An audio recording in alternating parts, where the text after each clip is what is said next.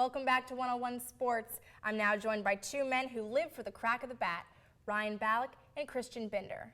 Now guys, the World Series is led by the Rangers 3-2.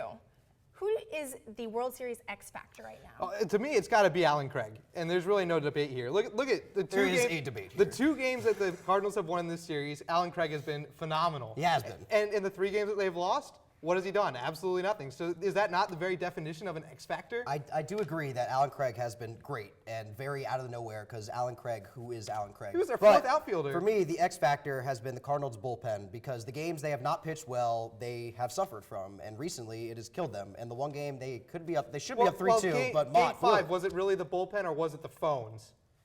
That's a whole nother story that we I just think they have the best name in bullpen history, Mark Repchinsky. Yeah. You can't spell it. I would just keep him in. You can't spell it, yep. So therefore he has to be good. Couldn't agree more. All right. Looking forward to next season, the Cubs have hired Theo Epstein to be their new president of baseball operations.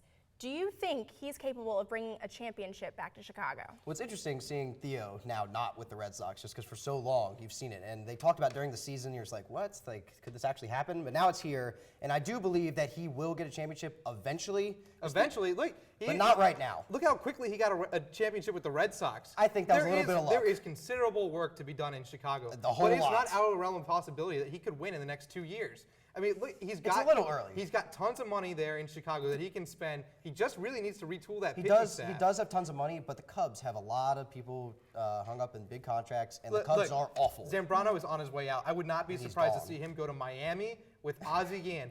Watch it happen. Yep. Watch. Will he be successful? No. Epstein wasn't the only guy to leave the Red Sox here recently, though. Terry Francona's left. So who do you think is going to be their next manager? I'm going to throw out 2 names for you. One is Pete Mackanin. Who?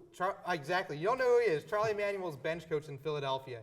The guy who's got tons of experience managing both at the minor league and major league level. He's playing for a winner in Philadelphia in Charlie Manuel. I think he's a perfect fit. The other is Mike Maddox, the Texas Rangers pitching coach. You saw what the problem was in Boston this year? A lot of it was pitching. Definitely is. So bring in Mike Maddox, a guy, Greg Maddox's brother. This guy knows what he's talking about when it comes to pitching. Well, I do think we agree on one thing, that it's going to be a lesser name. I don't think they're going to bring in some big market name. Obviously, just no like Joe Torre coming to the Red Sox, something ridiculous like that. But I see a guy the Red Sox going in-house, just like what they did with their GM, which they named today, and going with their bench coach, DeMarlo Hale.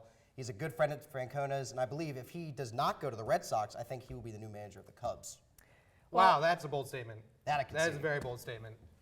Well, the Red Sox are a good team, so we're going to see where they go from here. Hopefully, I think it'll only be up. Time for us to take our final break, but when 101 returns, Greg and I will sit down and discuss which league has the most parity.